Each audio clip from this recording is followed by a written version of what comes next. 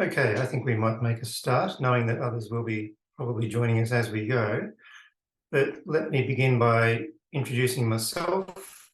I'm David Lowe, and it's my great pleasure to be hosting and also a participant in this evening's Making Public Histories event. I'd like to begin by acknowledging that I'm talking to you from the land of the Wadawurrung people, traditional owners of the land. Their land was never ceded, and I'd also like to acknowledge elders past, present and emerging, and add, of course, that we are collectively meeting on different First Nations lands. The Making Public Histories series is one that we're very proud of.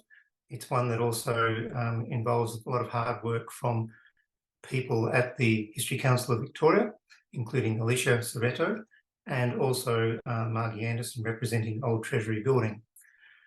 It's a series offered jointly by the Monash University History Program, the History Council of Victoria, and the Old Treasury Building. Each event aims to explore issues and approaches in making public histories. Seminars are open to anyone interested in the creation and impact of history in contemporary society. And I'm very pleased that you've joined us this evening. The evening will be structured in a way that hopefully this slide represents. Only the presenters and hosts will be seen and heard. Each speaker has 12 to 15 minutes, then 5 minutes for Q&A. There'll be about 20 minutes at the end with the full panel.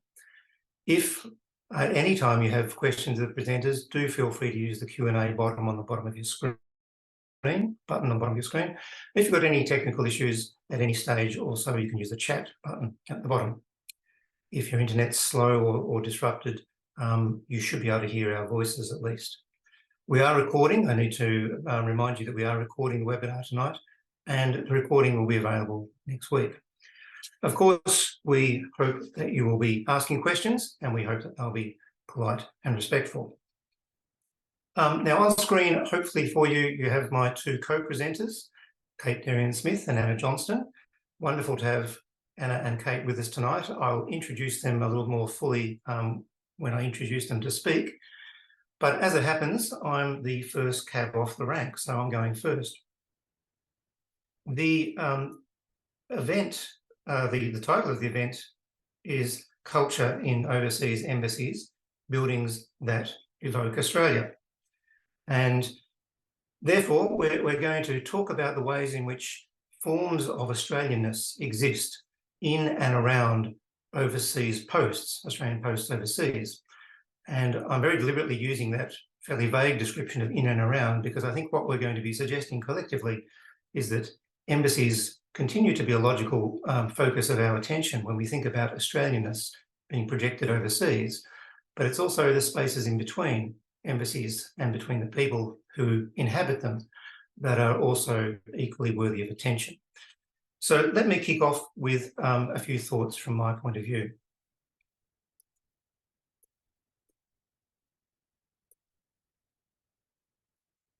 In recent years, there's been quite a bit of attention from historians and from human geographers, from sociologists, inviting us to think a bit harder about space and place. And I'm sure a number of people who are joining us tonight can imagine works that really feature these kind of concepts. In the context of how space and place works within embassies, it poses questions. How do you create the right settings for your meetings? Depending on the nature of what it is you're trying to achieve, do you seek to evoke a national pride kind of feeling, or are you going for a somewhat more neutral atmosphere along the lines of perhaps buildings that were constructed in Geneva for the League of Nations, United Nations, transferred to New York? Some of the people who have been making most of this kind of trend in thinking and writing have been human geographers, and they've been in, I think, very profitable dialogue with those of us who are students of diplomacy and enjoy writing about diplomacy in its many and varied forms. What we're seeing is that diplomacy, of course, is that kind of combination of representation, negotiation, and communication, the three key elements. But what we're seeing is that whilst diplomats remain important to all of us who are interested in this kind of scene, we're also appreciating, I think, the need to decenter them, to have diplomats, to have official representatives in view as we talk about how Australia is projected overseas, but also, as I said earlier, to be looking at what's happening around them. It could be the physical structures around them in terms of the buildings they're working in. It could be their social lives. There's been some fascinating studies of dinner parties, for example, recently, that were held by heads of mission. It could be an attention for locally engaged staff. We know that all of Australia's overseas posts are heavily dependent on people who are hired on the ground in the various countries where they're located. And it could be the role of exhibitions, because, again, an exhibition that is held may or may not be in an embassy building. It might also be in another public building in a capital city. But by extension, it is speaking to a notion of Australianness as it is projected publicly. And of course, each overseas post has connections to other institutions and other people. So the opening shot from, I think, if I can speak collectively for the three of us, is that Australian embassies are absolutely fascinating to study, and that when we do that, we're studying the nation state as it's projected overseas, but much more. On screen, you have an image of the front of the Australian Embassy in Tokyo. I know Kate's going to talk a bit more about that. And you have a picture of the High Commissioner's residence in New Delhi, taken in 2017 when High Commissioner Harinder Situ was in harness as the High Commissioner there. And that second slide gives me a bit of a segue into a couple of things I'd like to say. If we take the New Delhi High Commission as an example, and I've been interested in this, I should have probably added that I've been writing on and off in recent years about the histories of Australia's overseas posts, and I've been involved in projects that go to the London High Commission, the Embassy in Washington, this one, the High Commission in New Delhi, and that Embassy in Tokyo. But if we take this one and think about the design of this, you've got on screen there a picture of what was on the left-hand side, you have a picture of the old Chancery building where most of the official work was done. That was completed in 1966. And what was amazing about this was that it was built by Joseph Stein, an American-born architect who spent most of his life in India. He arrived in India at the very end of the 1940s. And such was his influence in and around Delhi in particular, but also other parts of India, that he left this legacy that is revered. Joseph Stein is a revered figure in the history of architecture in post-independence India. And so the Australians were lucky enough to have him as the person, have him design both the High Commissioner's residence, the building that is still standing on the right. It's another picture from the other side of that lawn we were looking at in the earlier photo, and the original Chancery, which sadly was knocked down. It became too small and it was replaced by a bigger, more utilitarian building in the early 2000s. So Stein, for me, forms an important case study of just how a particular form of architecture can be folded into a story around Australia's presence. Australia's High Commission in New Delhi is in the district of Chanakapuri, which is that district of New Delhi that was set aside for all of the embassy precinct after independence, after Indian independence. And so Australia stands, it's jostling with the High Commission for Pakistan, the Russian Federation is not far away, the US Embassy is down the road, and so on. It occupies prime place. And in inviting Stein to actually complete the work and to embark on this mixture for which he was best known, and that is intelligent use of concrete, a form of ecologically sensitive building which had lots of open spaces so that breezes could move between buildings, and lots of access to garden. You'll recall the green lawn we saw on screen. He also worked very closely with his wife, Margaret, who is an architectural landscaper.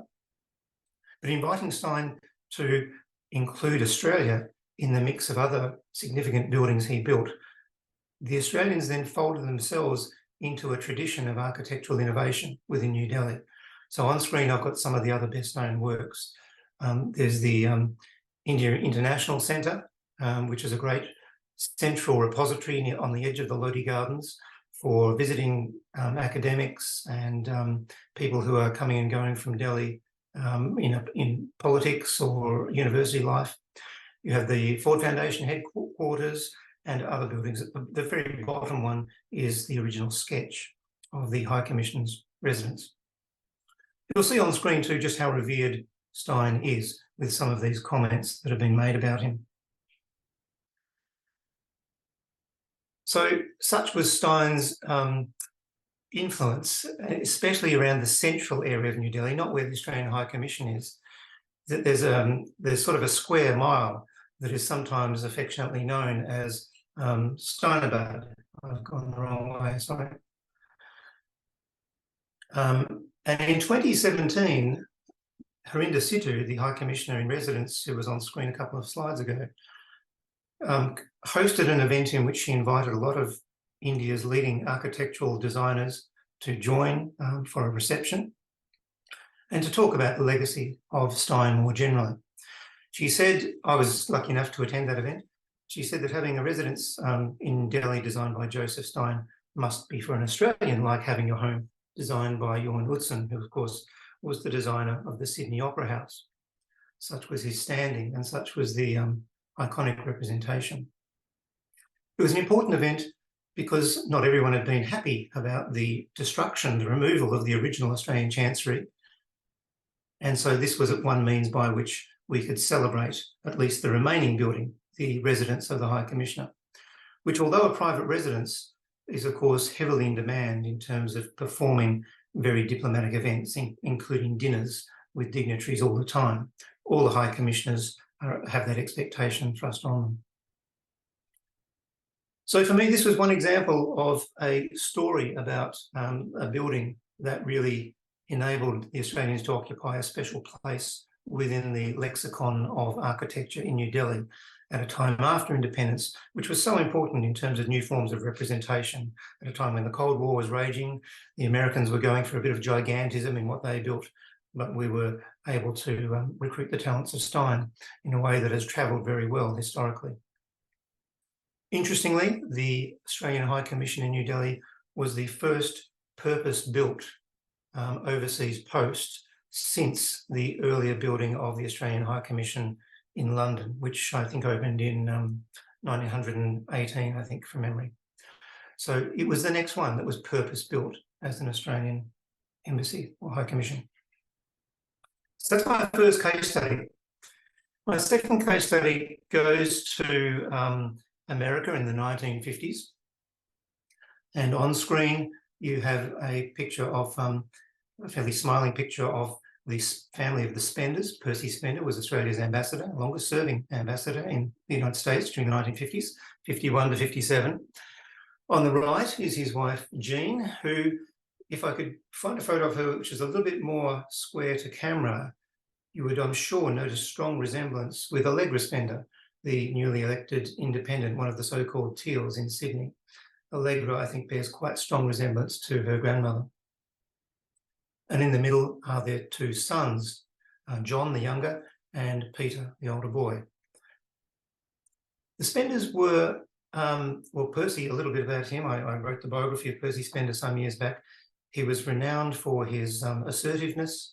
He was one of those who was incredibly restless in his energies, and to be based in Washington in the 1950s was a pretty good fit.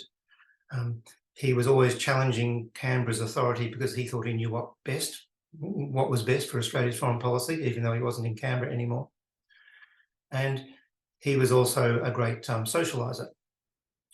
Jean, though, becomes very important, and this is, I guess, the other part of my argument. Jean is extremely important in enabling Percy to fulfil the basic tasks of an ambassador in Washington at a time, 1950s, was a very special time in Washington for just how important the cocktail set was. Jean left in the Spender papers a first draft of a memoir, which later became Ambassador's Wife. That was the title of the book, and it's on screen as well. Mercifully, it was cut down a lot from the 560 pages that it was in its unabridged form, because it was mostly social diaries. It was diary notes. But I must say, the more I thought about it, the more I realised just how central Jean was to making things work.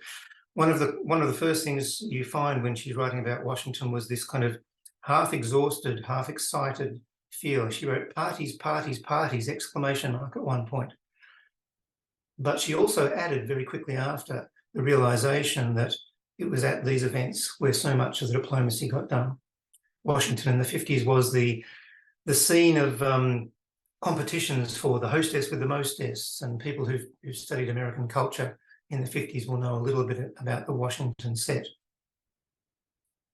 The Chevy Chase Club, which is on screen, was a very important site for Percy in particular, and Jean sometimes, in terms of the setting where they would conduct a lot of their networking. And when I say networking, I'm talking about becoming close friends with 3 very senior American admirals. The 2 Dulles brothers, John Foster Dulles was Secretary of State. His brother Alan was head of the CIA. At one stage, John was persuaded, this was while he was Secretary of State, was persuaded to actually look at the draft undergraduate essay of young John, who was writing an essay on some aspect of foreign policy. That's how close they were. They would share dinners. They were also very good friends with Oscar Hammerstein and his Australian wife, Dorothy, who was an interior designer. And Jean and Dorothy spent a lot of time thinking about the best ways to conjure a sense of Australianness within the Australian embassy. It was a time of cocktail parties, clubs. To be a member of a club was a very important thing, such as Chevy Place, but many others.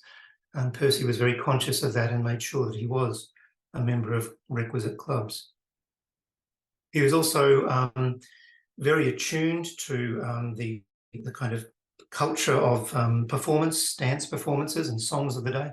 One of the most popular songs at the time in the mid-50s was by Hank Fort, and it was called Put Your Shoes On, Lucy. And the song was about a young girl from Tennessee who went to the bright lights of New York, walked her feet off and talked with highfalutin people, and then finally realised it was time to go home and she had to put her shoes on. I will spare you. You're very fortunate that I will never come close to trying to sing it. But one of the things that Percy Spender did was often sing it. He himself was from a fairly humble background. He'd made his way up through the ranks of Fort Street High and the law in Sydney before assuming prominence in Australian politics and getting this posting to Washington. And he sang "Put Your Shoes On, Lucy" at almost every kind of probably alcohol-assisted evening that he attended. And sometimes he even sang it standing alongside Hank Fort, who attended some of these things. And basically, the more I read into this, the more I realised that Washington and the attributes of diplomacy, especially during the 50s, when just before everything went huge in terms of the number of embassies there were probably 60 to 70 during Spender's time, and then it ballooned out with more countries being represented there. But it was absolutely essential for them to be spending time outside of the embassy walls. Their movement with others, their networks that I mentioned, their capacity to socialise, to host parties, to be part of the Somersets on the beaches as well, with Walter Lippmann's, another famous journalism name they were very good friends with. These were all actually incredibly important attributes of their work, and Jean was absolutely central to many of them. She did exhaust herself. I mean, Jean died before Percy when they returned after a stint on the International Court of Justice. She died in 1971, and some of her exhaustion is due to just how hard she worked, I'm sure, during this period. So this is my attempt to look in and around the embassies for these other stories. And so I'll conclude with just a couple of remarks. As I mentioned, the High Commission in New Delhi was the first purpose overseas mission since that building in London in 1918, and it foreshadowed more to come in Asia. It set something of a standard about how Australians would think very carefully about the kind of architecture that they would embark on when they were building a place to represent themselves in Asian destinations. So it was a very good marker for what was to come. And shifting to my second case study, the Australian Embassy in Washington, whilst my argument is that it was all around the embassy that mattered as well, but because Spender was so successful in his work, assisted very strongly by Jean, that this embassy became the standard by which most Australian representation overseas became to be measured. Until that time, it was London. You talked about what salaries you'd get vis-a-vis what was being earned in London. All of a sudden, after Spender goes to Washington, diplomats, all Australian senior diplomats, are measuring themselves against Washington standards. Even elsewhere in the Northern Hemisphere, it got to the standardisation was such that you had to wait for the Washington Embassy when the summer came. You had to wait for the Washington Embassy to turn their air conditioners on before you could turn yours on. So there's a standard kind of setting of a very practical and very important nature as well. I'll wind up there and pause for a moment. I think Alicia might facilitate a brief question session. Thank you, David. That's really got me thinking, and no doubt our audience as well. So if anyone has a question, please put it in the Q&A using the Q&A button on the bottom menu bar, and I'll put it to David on your behalf, and we'll get to as many questions of yours as we can. With each of our speakers, we'll have a 5-minute one-to-one Q&A, and then we'll bring them all on at the end to have a chat together. A first question has come for you, David, from Margie, asking whether you know anything about the elements that Jean chose to represent Australian style in the embassy in Washington. Yes, only a little. They went hunting, she and Dorothy Hammerstein went hunting for some boxwood and some other kind of furniture that they could get hold of. I'd have to say that by and large, Margie, most of the attention went towards the nature of events they could host, such as anniversary of Battle of Coral Sea parties, things that would tie Australian American stories together. So there were a few things. There were some adornments that were on the table, and they were napkins of particular style that evoked Australian fauna and flora at times.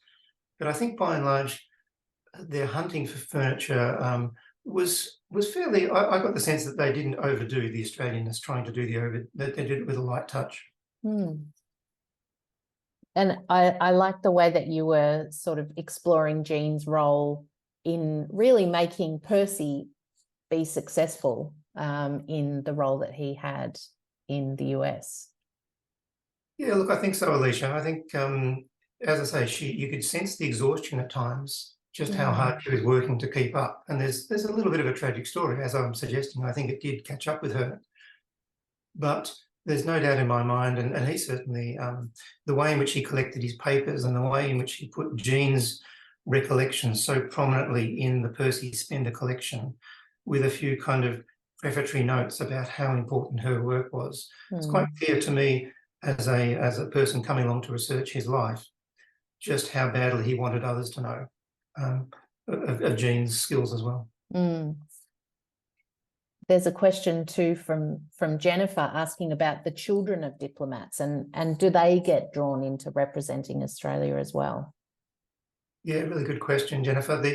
Those two boys on screen, they went to good schools locally in the States, St Albans school initially, then Yale. Both of them ended up at Yale for a while. They, I think, enjoyed this kind of insider-outsider. They enjoyed all the attributes and all the pathways that were opened up for them by mixing with the right people. And Yale obviously opens doors. But they also enjoyed coming home.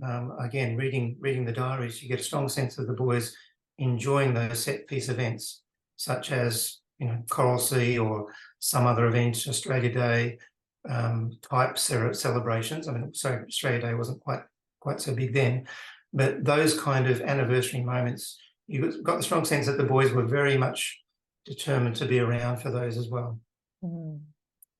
you talked about the importance that Washington had following the Spenders' success over there. What about the people who took on that same role? Were they as influential, or was it the symbolism of that embassy and the history of it? Yeah, it's a good question. Our history of sending people to Washington is one of it's a mixture of politicians and professional diplomats. After Spender came another, because he was a politician. After Spender came another one, Howard Beale, and he was, I think, pretty successful as well. And I think he enjoyed being able to stand on what the Spenders had built up. Mm. So the status remains pretty high, and I think if you're in the Australian diplomatic service, if you're in external affairs as it was known then, and you're aspiring to where would be the best posts to go, it's clear to me that by the late 50s, Washington is right up there. London used to always be set the standard, London and Paris, but things have really changed by the time we get to, say, the late 50s. Mm. And we've got a comment here from Ian talking about an opportunity to attend a function at Australia House in London. And probably for lots of Australians who visited or even maybe lived in London, they might have gone and voted there and been part of it too. Yeah, it's interesting that you're talking about that change in the impact, and perhaps there were other events also post World War II that made Australia maybe look to the US more than London. Yes, it's partly the geopolitical shifts, of course, we're talking about. It's partly the Cold War, the ANZUS alliance, which Spender himself was very involved in the formation of. Mm. But yes, and the point about the High Commission in London as a great social hub, that too was occurring at the same time as I was talking about Washington.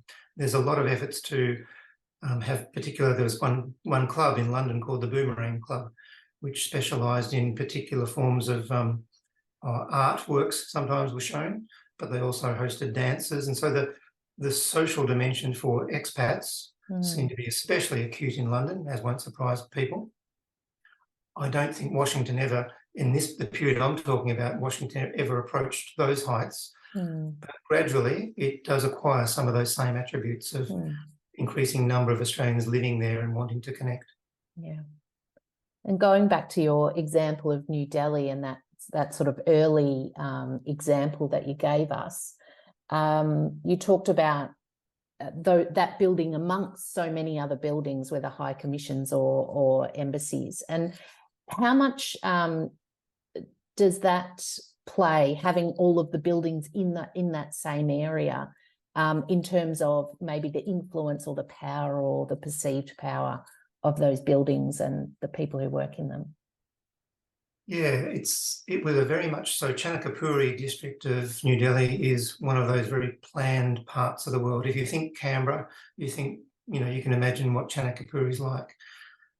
Nehru, set it aside for a diplomatic, area. And what the Australians did very well, I think, were two things. One was their geographic positioning. They seem to be at the centre. All these other very important posts are almost within a stone's throw of the Australian High Commission. And secondly, of course, I'm making the argument that I think they did extremely well to have the foresight to hire Joseph Stein to design, such amazingly appropriate buildings, which therefore folded Australians into the burgeoning new identity of New Delhi. Yeah, such a critical time. David, thank you for answering all of our questions. I'm going to pass back to you to introduce our next speaker. Thank you very much, Alicia. And our next speaker I'm delighted to introduce is Anna Johnston, who's president of the INASA, the International Association of Australian Studies, and she was the Australia-Japan Foundation Chair of Australian Studies at the University of Tokyo in 2014 to 15. Her new book, The Antipodean Laboratory, Making Colonial Knowledge 1770 to 1870, will be published by Cambridge in September this year. So, Anna, thank you very much. Very much looking forward to hearing your presentation. Fabulous. Thank you so much, David, and to the History Council for organising this event. I'm really enjoying being involved. I'm just going to check that you can see my slides. Yep. Great. So I would also like to say that I'm joining you from Meanjin, Brisbane today, where I'm speaking to you beside the lovely Maiwar River, and pay my respects to Indigenous title holders and participants and audience members here today. I'm going to be talking in a way that kind of connects some of those buildings outside embassies based on some of my own experience, and reflecting on what it means to be an academic with a family to working in conjunction with an embassy in Japan. So as David said, in 2014, I was the visiting professor of Australian Studies at the University of Tokyo, a role sponsored by the Australian Embassy that includes a public-facing engagement with the Australian Embassy and its sponsored cultural events. The professor also teaches 6 courses at the university, one of the best higher education facilities in the region. As one of the younger professors who had held the chair for a while, I had a particularly rich year in exploring Australian and Japanese connections. So sorry, as one of the younger professors who'd held the role, I had a particularly rich year exploring Australian and Japanese connections with my family. Our experiences of the mutual soft power influence stretched from the international kindergarten my daughter attended to the revered gates of Todai University, and hopefully you can see those 2 pictures on the screen now. In my time, soft power as a visiting Australian professor included some hard topics that required both quick responses and deeper long-term reflection, which are the subject of my talk today. Now, I just would like to know that you can see my next slide, which is a slide entitled Captain Cook's Voyage. They're not progressing, Anna. We're still on the front cover. Yeah, we're on the front page, sorry. Let me try. Moving now? Yep. Okay, great. And this is the slide I'm up to. So one of the most thought-provoking cultural events of the year for me was a display at one of Tokyo's leading private art museums. The Bunkamura Museum of Art exhibition, Captain Cook's Voyage and Banks' Florilegium, has as its centrepiece the delicately etched full-colour prints of botanical specimens that Joseph Banks brought back to England from James Cook's 1768 voyage in the Endeavour. You're probably familiar with these beautiful images, but here is a quick reminder of their history. Banks added to Cook's voyage £10,000 plus a scientific party, including his botanical tutor, Daniel Solander, and artists to record findings, as well as an expectation that Banks could make novel botanical collections as significant as Cook's astronomical observations. He was not disappointed, and the voyage was life-changing both for the travelling Europeans and the Pacific and Indigenous peoples whom they encountered. As Greg Denning said of the 18th century Pacific, nothing and no one crossed the beach unchanged. A vast quantity of botanical specimens, drawings and observations returned to England. The artists who had executed them did not. The landscape artist Alexander Buchan died when they were at Tahiti, and the natural history artist Sidney Parkinson died on the return voyage. However, more than 30,000 plants, representing nearly 4,000 new species, arrived at Banks's house in Soho, many of them viewed for the first time by Europeans swept up in the rage for botany, stimulated by Carl Linnaeus. The botanical collection from Polynesia, Australia, Aotearoa, New Zealand, Tierra del Fuego, all cemented Banks' reputation as a leading man of science, including his ongoing role as the president of the Royal Society. Here he is wrapped in some of the material that he brought back.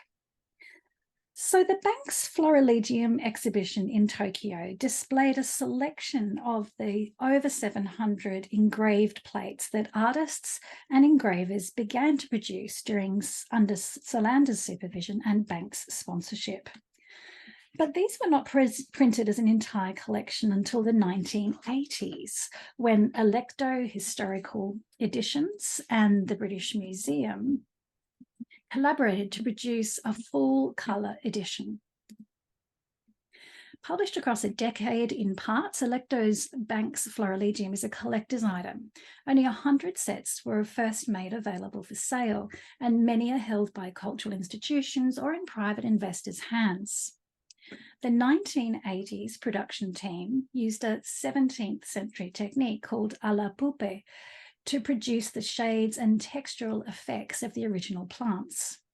Each plate that was produced by Electo was printed with a record of the date and the location the specimen was collected, the genus and species names, the name of the collector and the location and who'd first described the plant, the named source and date of the original sketch, and the name and date of the artist in 18th century England whose paintings the contemporary print reproduces. So these prints are dense with embedded European knowledge. The viewer must know how to translate some of these technical terms and letters, del and pinks, you can see there, and have passing familiarity with the Linnaean systems of binomial classification, which were, of course, quite new at the time. Each time I went to the Bunkamura exhibition, I observed Japanese visitors poring carefully over the detailed prints, often before taking a Florilegium-inspired afternoon tea in the gallery's restaurant. This exhibition, a collaboration between the Australian National Botanical Garden, the Australian National Maritime Museum, and the Natural History Museum in London, used both aesthetic and scientific registers to frame the exhibition's narrative. There were a few cabinet displays, as you can see here, of ethnographic artefacts related to each of the 4 featured locations. There were some Polynesian shell ornaments and tools, some Javanese jewellery and batik cloth. But these seemed curiously uninhabited by the people who made, used and wore these items. In the Australian section, our distinctive animals were displayed in Indigenous art and craft forms before Aboriginal encounters were described. Now, of course, the Imperial Archive is not always reliable or fulsome in its account of individual Indigenous people, nor indeed the science assistants whose labour lay behind Banks's collection. Yet there is such a vast scholarship surrounding the Cook voyages that there are opportunities to read along the grain of the Imperial Archive and find Indigenous traces. In the Australian context, Philip A. Clark's work on Aboriginal plant collectors and their involvement with 19th century botanists, for example, could provide an invaluable complementary narrative to that of the aesthetic and scientific story of the Florilegium prints. For me, there was a stark contrast between the specificity of that embedded information about European knowledge processes in the prints and the plant specimens seemingly floating free of the cultures in which they had originally been rooted. This exhibition in Tokyo moved and perplexed me in equal parts. These beautiful images conveyed a sense of wonder and nostalgia, especially for a temporarily expatriate Australian. But the exhibition also seemed to me to be replete with missed opportunities to connect these exquisite aesthetic objects with histories of science, of cross-cultural collection and knowledge production, and of the complex asymmetrical colonial world that produced the botanical specimens that lay behind these beautiful plates.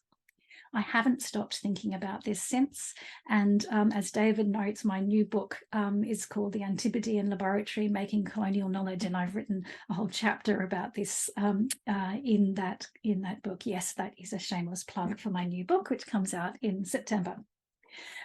So alongside these botanical works, other artefacts were displayed which bore testimony to the mobility of the entangled objects of the British Empire. Maps, globes, and navigational objects displayed the enormous advances in maritime technology that enabled European imperial expansion. Now, most of the objects in the exhibition were borrowed from Japanese university and public museums specializing in marine science, in folk history and anthropology, revealing how quickly the technologies of empires circulated and were adopted for both practical and symbolic purposes. The few artifacts standing in for Pacific cultures were particularly resonant. They were mostly sourced from the George Brown collection at the National Museum of Ethnology in Osaka. Now, Brown was an Australian Methodist missionary sent to Samoa in 1860, and his name was familiar to me from previous research.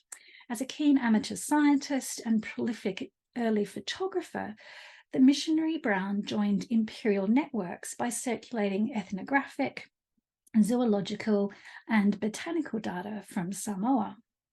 The display of these artifacts and the practices, ideas, and cultures that they carried with them reminds us of the ongoing aftermath of Australia's colonial history in the contemporary world and the shifting and multiple meanings of material objects as they move from their original environments into various institutional collections and globally.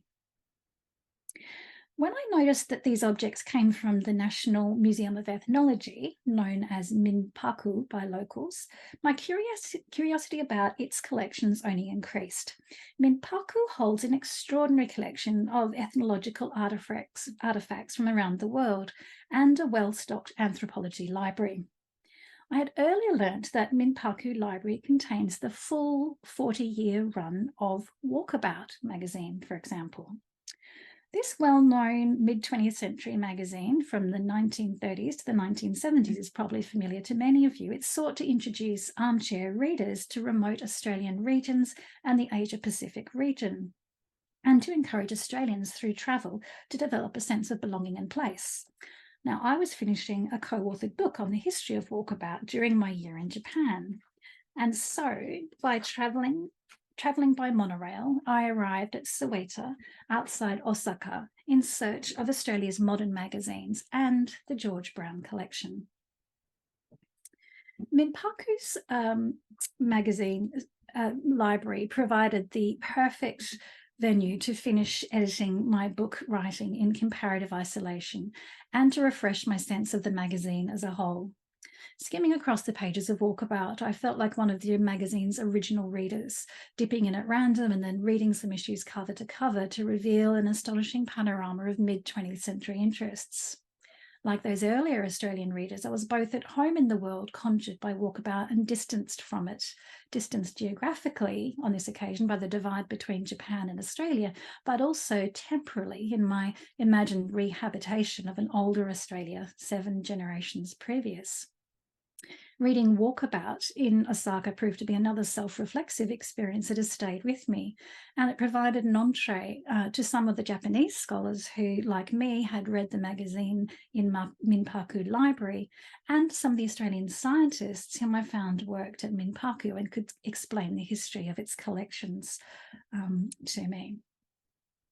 Now, I could regale you with stories of my wonderful year in Japan for a long time, but I want to close by drawing out some of the broader points that I have taken away from my experience and some initiatives that I'm keen to share with you. I've discussed with David Carter, another returned visiting professor at UQ, how notable it was that several of the subsequent visiting academics wrote about particular cultural events, museum or gallery exhibitions in the short publications that the University of Tokyo asks its visitors to contribute. We might say then that the soft power cultural events sponsored by the Australian Embassy and its collaborators in Japan work on the imaginations and curiosity of visiting Australian scholars as much as they do on the highly educated Japanese audiences to whom they're targeted. That may be, of course, because some of the soft diplomatic functions of being a visiting professor and probably being an ambassador at times come into some tension with our training. For me, this was an uncomfortable awareness as a post-colonial scholar that the national image being projected via Banks's Florilegium did not seem well aligned to the complexity of the material being exhibited, especially Indigenous knowledge. The experience of seeing soft power images of Australia outside the nation throws the role of representation into a very sharp light. It was not an image of Australia that bore much resemblance, I have to say, to the contemporary Australian studies curriculum that I was teaching Japanese university students, whose limited knowledge of Australia was characterised by a curiosity and enthusiasm for our perceived multicultural success and our distinctive and ancient Indigenous cultures. Now, I want to assure you that I did my job. I still encourage students to attend the exhibition, and I also carefully discussed some of my questions about the Banks Florilegium exhibition with Australian Embassy staff, both expatriate Australians and locally engaged staff, and we shared ideas and responses. I made sure they were invited to my talks, and Embassy staff connected me with the Bunkamura gallery staff, who kindly provided many of the images I've been showing you today. Since my return from Japan, I've been very happy to be involved in the appointment of subsequent visiting professors at the University of Tokyo at Professor Kate Darian-Smith's invitation. I've also visited some of the subsequent domestic exhibitions that also display Banks's Florilegium, and to be frank, I'm not convinced that many of them resolve the tensions I've identified any much more satisfactorily than the Bunkamura show did. That's another story. What I am certain about is that my time in the privileged space of overseas soft power was highly productive. Literally, 2 books and a series of articles emerged from my time there. But more importantly, my time in Japan and my ongoing connections there have continued to work on me. I am a much better teacher now of the international students who fill Australian university classrooms than I was before I lived and taught in Japan. And I'm really committed to making sure that other academics get the opportunity to be stimulated and challenged by embodying Australia overseas. In my role as the president of the International Studies Association, I'm thrilled to be working with Kate not only to continue the Australia-Japan Foundation shares, but to think about new ways in which we might be able to help mid-career scholars visit Japan to talk about their research and engage with and learn from Japanese students and university colleagues. The sooner we develop skilled cultural translators who can address hard topics subtly but persuasively through effective and informed soft power opportunities, the better I think our shared global futures will be. Thank you very much.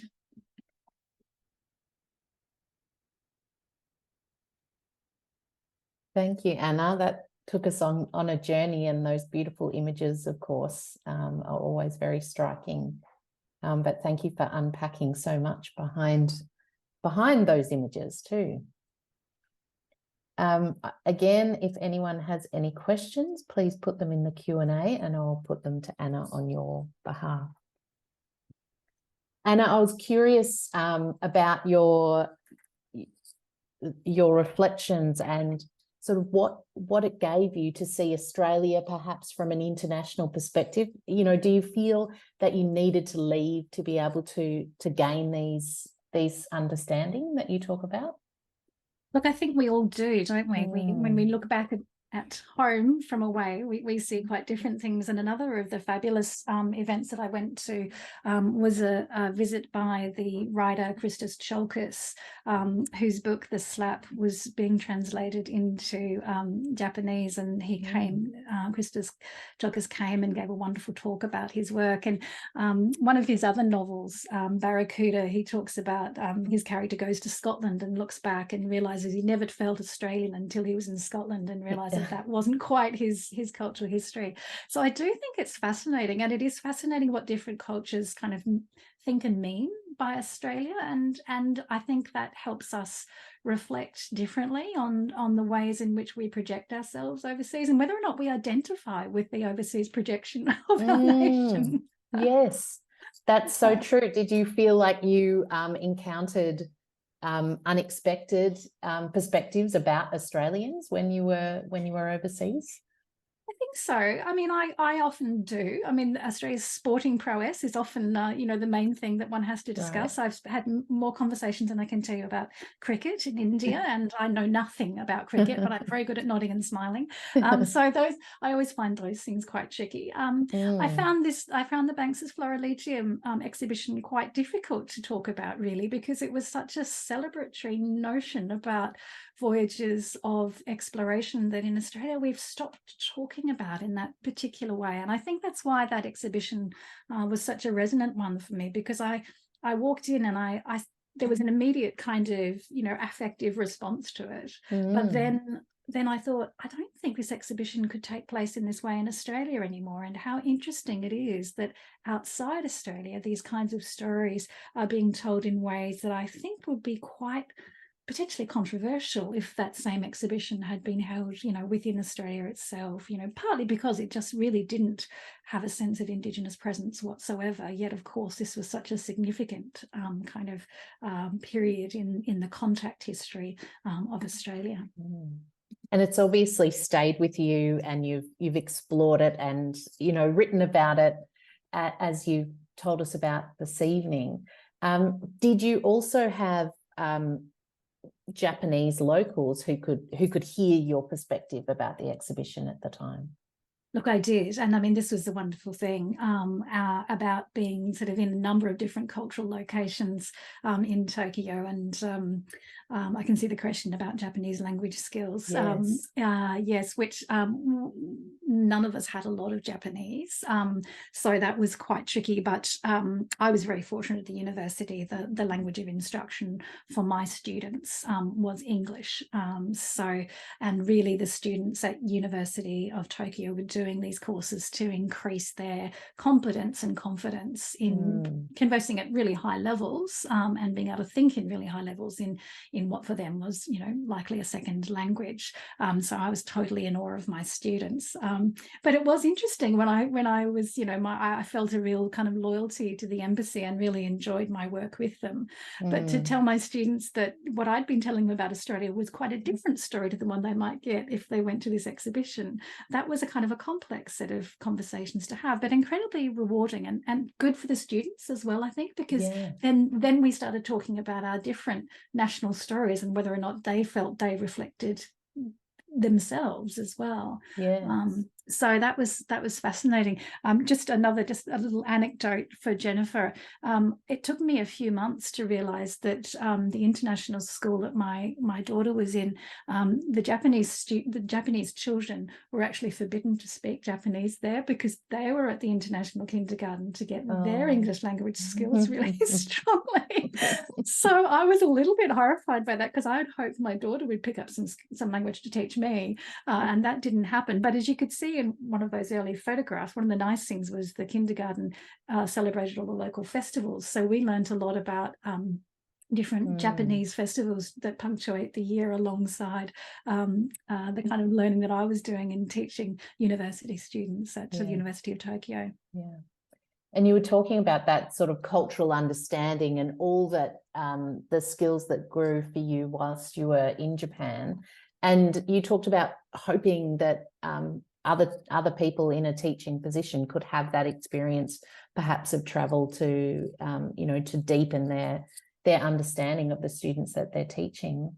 Obviously, there hasn't been that opportunity for travel so much lately.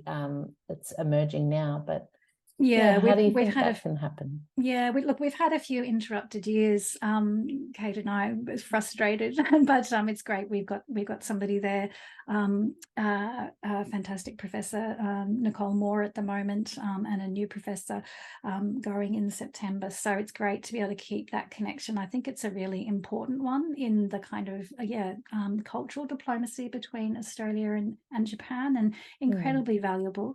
I'm so conscious now when I'm looking at the students, that we kind of blandly called international students that in Australia there's a lot of debate about their role and their financial contribution to the Australian university systems. But I understand much better where they're coming from, having sort of learnt their life in Tokyo.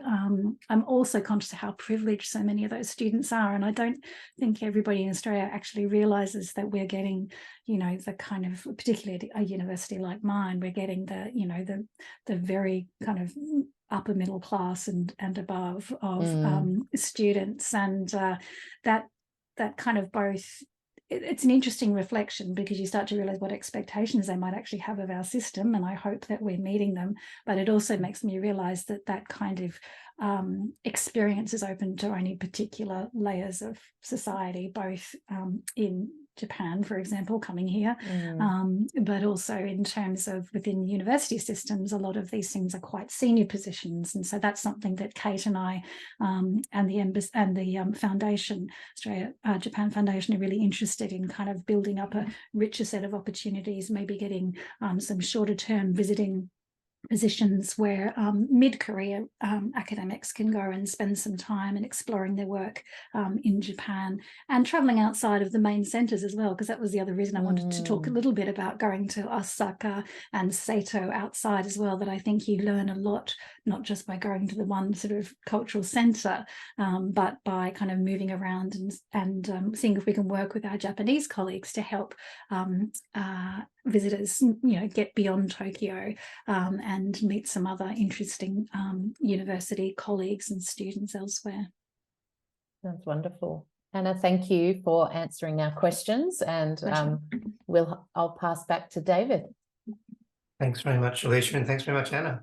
It's now my great pleasure to introduce Professor Kate Darian-Smith to give us a presentation. Kate's Executive Dean and Pro Vice Chancellor of the College of Arts, Law and Education at the University of Tasmania, and she's published widely on Australia's history and cultural heritage. She's also a former president of INASA, and she's contributed to the promotion of Australian studies internationally in all sorts of ways, especially in the Asia-Pacific region. And she served 2 terms on the board of the Australia-Japan Foundation and in DFAT. She most recently co-edited with me the book that is the history of the Australian Embassy in Tokyo, and I think she's going to expand on that a little bit now. And I'm going to, Kate, welcome you and hopefully get some slides back on the screen.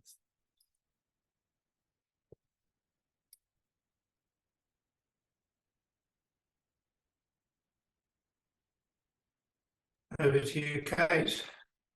I'm unmute, but I can't seem to start my video. The host has stopped it. You should get a... Thank you very much. Yeah. Thank you very much, Alicia. I'm just setting up here. Look, I'd like to say how pleased I am to be contributing to this conversation with the 2 great papers by David and Anna, and really great to see the questions coming through from the audience. I'm speaking to you now from Nipaluna, Hobart, in Lutruwita, Tasmania, on the lands of the Palawa people, and I want to acknowledge their elders past and present, and that their land was never ceded. So what I wanted to do in this final session tonight was talk a little bit about the role of embassies, so returning to themes that David commenced with, but also reflecting on Australian studies, because I thought Anna raised some very interesting points about the way in which we see both our own place, Australia, from afar, but also how we respond to the ways in which Australia presents itself, but in both official and unofficial ways to other cultures and nations. I have spent quite a lot of my career, I started my career as an academic very early on, working at an Australian Studies Centre, the Menzies Centre at the University of London. And I found this incredibly important, I think, in my formation as a historian and as a scholar, because it always meant that I had to explain certain stereotypes about Australia and right from the beginning, and read Australian history and write Australian history through a different sort of lens. And, you know, it was a very interesting time to be teaching British students who would ask questions such as, is it true that there are no class distinctions in Australia? Do Australian cities look like neighbours? A lot of these questions sound like stereotypes, but I do think often that the knowledge, and certainly in a pre-digital age, that was held about Australia around the world was quite limited. So I wanted to just reflect a little bit on the importance of embassies, and particularly just talk a little bit about a book that, as David mentioned, we co-edited, which looked at the Australian Embassy in Tokyo and Australia-Japan relations. This was a collection where the embassy, if you like, and its building and its presence is a character, I think, that runs through a number of the chapters, which look at the bilateral relationships between the two countries, since the Second World War, and then touch on the roles of ambassadors, the roles of public servants and politicians, and certainly trade in that particular relationship, but also, and in particular, some of the chapters that I wrote as well, looked at broader soft power or cultural diplomacy and what that meant for understanding the Australia-Japan relationship. And I refer to such things there as the extraordinary tourism that has existed between Australia and Japan, the exchange of education and ideas.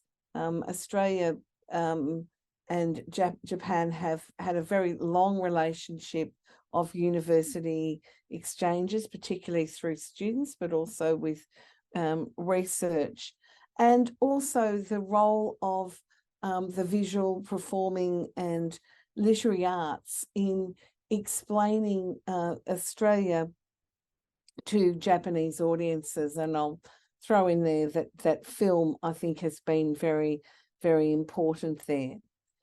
In this book, we wanted to delve behind, if you like, into the secret life of the building to understand that relationship and the role really between government, the Australian government, its official representation, and those people-to-people links that exist between Australia and Japan in really quite complex and layered ways. And in fact, I think are really quite extraordinary in some ways, given the rather troubled history of the Second World War relationship. In the book, as I said, the embassy is a figure, a character moving through, and we were very fortunate to have one of the contributors, Philip Goad, who's a professor of architecture at the University of Melbourne, reflect very much on embassies. And he started a chapter about the Australian embassy in Tokyo with a sentence I want to read out because I think it's really interesting. Quote, "Buildings that represent nations, embassies, can be potent cultural diplomats," unquote. And I think that that's certainly very significant. Could I have the next slide, David? David started his talk talking about the importance of the High Commission and Australia House in London, and then of the Australian Embassy in Washington.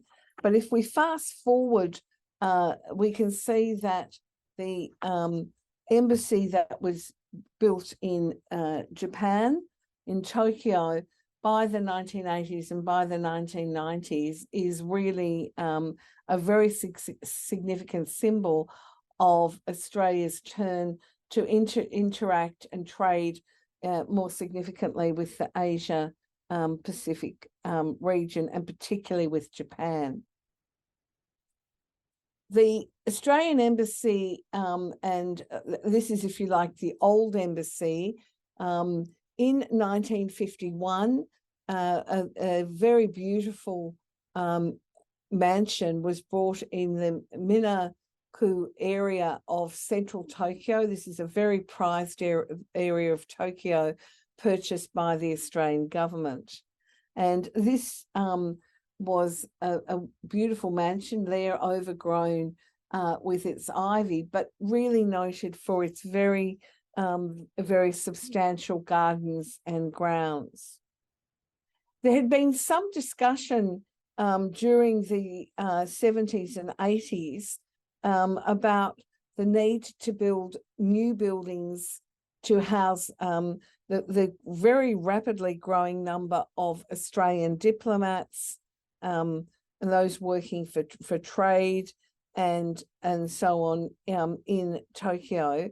And with this land and this with the mansion, a move to think about how the Australian government could fund that building. Initially in the late 1980s, there were discussions about selling off the whole site, an enormous site with the beautiful gardens, 1.7 hectare. But then it was decided to sell some of the site and build the new embassy there. All of this was controversial. There was certainly some concerns by Australians about destroying a heritage building to build a new embassy. And the garden itself, which had a very, very old pine tree, about 400 years old, and a legendary moon-shaped rock, was really at the heart of the protests. Nonetheless, the Australian government went ahead, sold off part of the grounds, got about $600 million in March 1988, and went on to build the new embassy, which was built by the Melbourne and Hong Kong based practice of Denton Corker Marshall, and became very quickly a symbol of Australia abroad. And if we can come to the next slide, you can see an aerial view here of the new embassy with some of the gardens around it. And the embassy there, you can see how large it is, replacing that small, beautiful mansion. And next slide, please.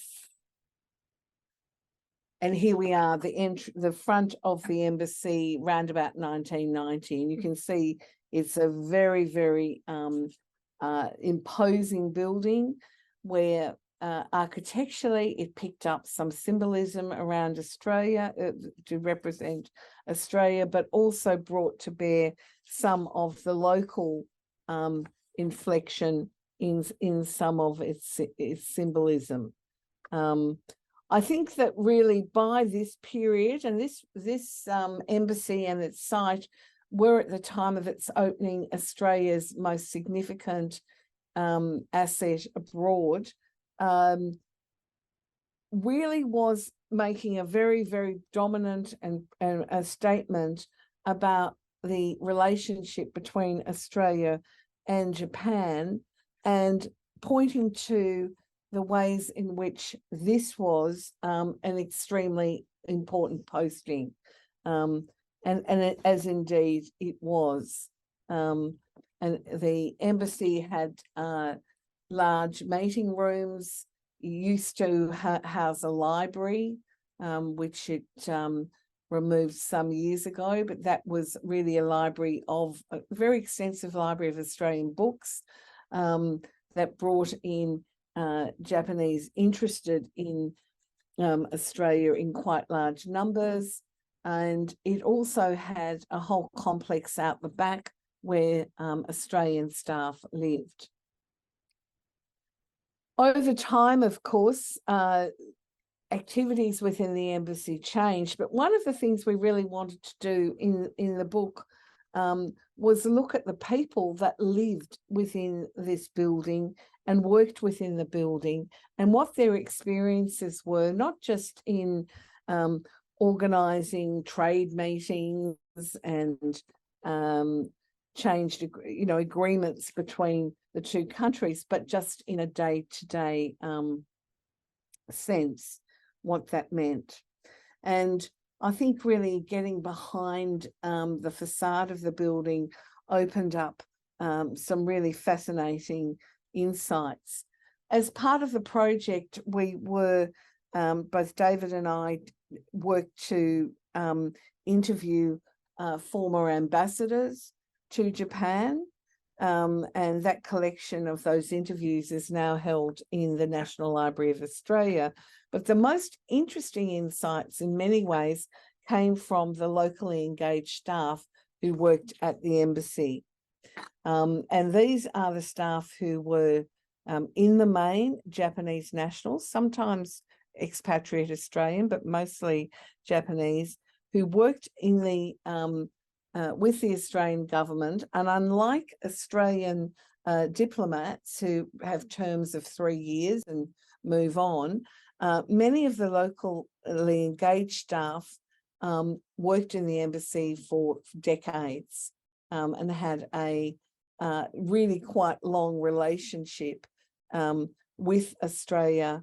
They represented Australia. They often worked as translators and had a very, very different and very interesting view.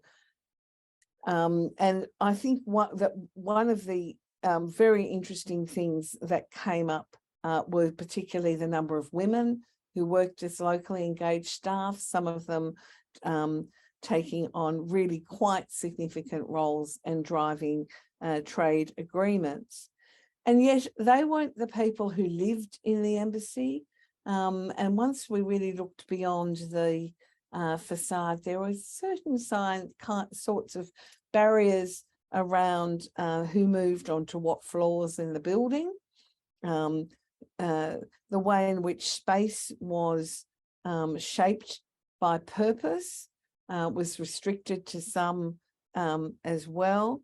And I thought that was a very, very interesting dimension of understanding how a workplace worked when there were different rules and protocols that applied to two different groups of workers. And so we hope to really understand that. And there are many stories about that in the book, as the space of the embassy was, I suppose, really experienced by different groups, including also families and children attached to diplomats. Of course, their lives weren't just in the embassy. And I think that Anna's point about, and David's point about moving beyond its gates are really important, but the embassy still sits as the place where decisions about those cultural and social interactions between Australians and Japanese came together. In the book as well, we wanted to also look, I think, at that cultural relationship. And I don't have a slide of this, but I have to say that in my time in visiting Japan over a long period of time, interrupted by COVID, but I hope to go back next year, working with the Australian Japan Foundation, but also the embassy and other DFAT officials in the bilateral relationship, that the importance of visual imagery about Australia, I think has been really paramount in shaping the relationship. And there has been, and I was very interested in Anna talking about the exhibition that she attended and what that meant, and how sometimes she found herself in a very, I think, ambivalent space with the exhibition. I can remember that in 2008, an extraordinary exhibition in Tokyo and Osaka by Emily Kame Kanwari, Utopia, hugely successful. Over 100,000 Japanese attended across the two venues, was in major museums, a visitation record that was at that time really high for any Australian art exhibition. It broke all kinds of records. Also opened up some very, very interesting questions, I think, about Indigenous art, which the Japanese were very responsive to, and discussions about what that meant. What was Indigenous art? Who was Emily Kanwara? In ways that were, I think, would have occurred in a different sort of tone in Australia itself. And I think that the visual has been extremely important in shaping representations between the two countries and often pointing to stereotypes. I'll just end by saying something a little bit about Australian studies, which really I think has a different sort of meaning when you're outside Australia, but it has been very important in shaping some of those educational relationships between Australia and Japan.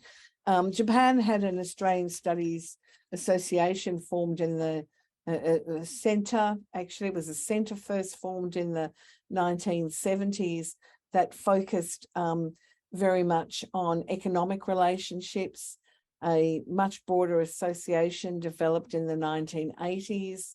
And there has been a strong group of scholars in Japan who've been very interested in Australian history and Australian culture over quite a long period of time, and often look at Australia as providing some of the answers and the solutions about a number of the issues that are facing Japan today. And one of those is, for instance, a lot of interest in Australian multiculturalism and cultural diversity.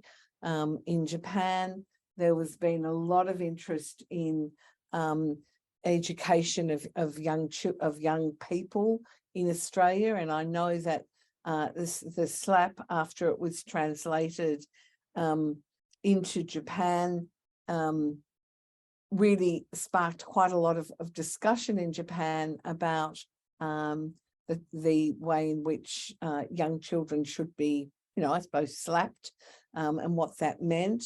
But really has often looked to Australia from Japan's perspective as a place of, I suppose, modern culture and some innovation. On the other hand, though, I think that many of those old images persist, images about sport, images of a wide open dry land. And it's very, very hard to move beyond the cuteness of koalas and kangaroos in Japan. But I've done a bit of a ramble because I wanted to just try and draw on some of the questions and indeed comments that came up in the earlier papers, and just to end with trying to think through new forms of understanding Australia's presence abroad. Certainly much of the new cultural approach to diplomatic history does seek to look beyond officials, beyond trade agreements, beyond the high status of the ambassador, to really understand other ways in which diplomacy and soft power permeate. Now, I think in ways through digital connectivity do resonate and do create different kinds of pictures. And I'll just stop there. Thank you, Kate. You took us on quite a journey there. And if anyone's got a question for Kate, pop it in the Q&A box. Kate, I was really fascinated by that idea of the slap being translated into Japanese, and Anna mentioned it too, because it seems such an exploration of a really Australian identity and Australian interactions. So could you say a bit more about how that was received in Japan? Yeah, look, I had quite a active role in working with a publisher in Japan, and Japanese are on a world standard, very avid readers. It's a very highly educated population. They read a lot of works in translation. But yet, probably about 10 years or so ago, it was clear that there hadn't been many translations of contemporary fiction. So some earlier works had been translated. Quite a bit of Australian crime fiction gets translated into Japanese. And I worked with a publisher and a Japanese academic who, both the publisher and the broader academic group, were very interested in how a more updated sense of Australia and Australian culture could be shared with Japanese readers through translation. So Alexis Reich, there's a number with now 10 of the books have been translated under the title of Masterpieces in Australian Fiction, which was a rather grand but very Japanese way of putting that together. Yeah, Michelle de Cresta, quite a large number of really well-known Australian writers. And I think what was very interesting about that series, which sold very well, was that it was breaking down some barriers. The slap itself was very popular in the series, and also the television series was shown with subtitles in Japan. But I think it did open up a lot of questions around the relationships between adults and children, and particularly in a country where a birth rate is very low, and there's a lot of discussion about children. But look, absolutely fascinating, and I won't go on about that, but it really resonated, and I think showed Australia to be a place where some of these difficult social issues were addressed. Yeah, because that's what I was thinking, the complexities, as you said, going away from cute koalas and kangaroos and that really sort of outback image that people have of Australia, and going into a more complex city-based urban sort of story. We've got a question here from Jennifer, who says, Kate, I was interested when you talked about locally engaged staff being in place often for decades, but new diplomatic staff might come in, say, every 3 years. Did you glean how this worked or sometimes didn't work so successfully? Well, it's a great question, Jenny, and I think that it sometimes worked well and it sometimes didn't work as well. And a part of that was, I think, because when you had very experienced locally engaged staff in some of the higher levels as a policy advisor, a trade advisor, sometimes a high level interpretation, they've often worked for a long time on particular policies and issues, and they speak for the Australian government in working with the Japanese bureaucracy, which is quite complex, in pushing Australia's mission. So I think for some locally engaged staff, they might sometimes feel that, the newly arrived diplomat didn't quite grasp some of the complexities. Some of those complexities, though, are about ways of working in social interaction in a Japanese context. So I think that it is a very interesting thread that came through was the continuity of the locally engaged staff over periods of time, and then the coming in and out of staff coming from DFAT, who usually do a three-year term. Sometimes it's a bit longer, but they are on that rollover and what that actually meant. Yeah. I might invite David and Anna to come on screen so we can have all of you talking together. I was really interested in that quote, Kate, where you talked about potent cultural diplomats, and I think each of you have sort of shared different stories around that.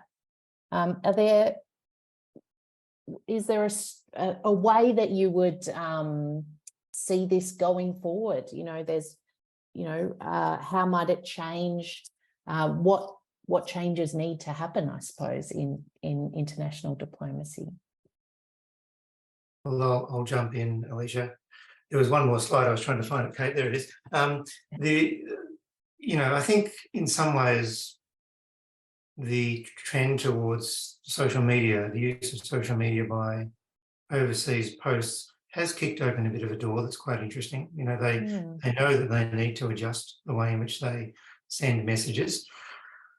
And, you know, to get a different tone working, to get a different form of engagement working requires a bit of thinking. And so in terms of ways forward, I guess we are in a new era, Alicia, that will probably still evolve in ways that, you know, will be a little bit hard to predict. I don't think embassies themselves and their traditional roles will drop away overnight. But I guess what's fascinating for many of us, at least, and maybe that's the common thread here, is how, you know, there's a humanising going on of the people who work there in their diversity and the way in which they react with both their local environment and their task of representing the so-called national interest. Anna, have you got a thought about that? Look, just to connect up, I guess that those comments from Kate about, you know, the work of culture and what it is that culture can do. I think sometimes, you know, we do try and send sort of monocular visions of the nation, and it was wonderful to hear Kate talk about how, you know, translating a book that raises a whole pile of kind of really local and personal issues for people to think about, you know, how families work, the relationships between adults and children, you know, whose responsibility care for children is, and the ways in which those humanizing aspects of cultural of national representation, you know, do an awful lot more good than we can kind of pin down on a set of KPIs, perhaps. And I think there's real opportunities there. And I think that teaching into Australians teaching into the Japanese system and seeing if there's opportunities to work the other way back, I think that also helps us to really build a much more kind of subtle and complex notion of how nations interact and what they might have to teach each other. Anything to add, Kate?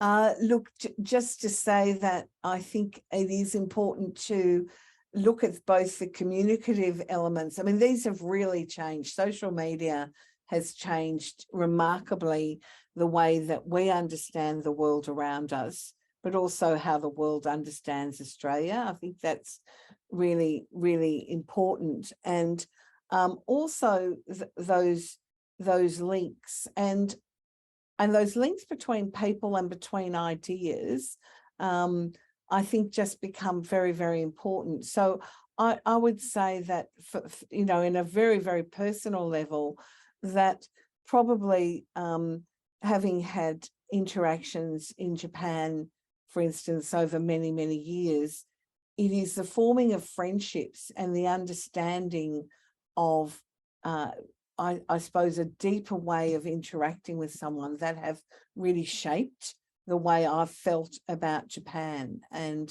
I think that's really important. I think language is a part of that. I'm not a Japanese speaker, more than the basic civilities, but I wish I was.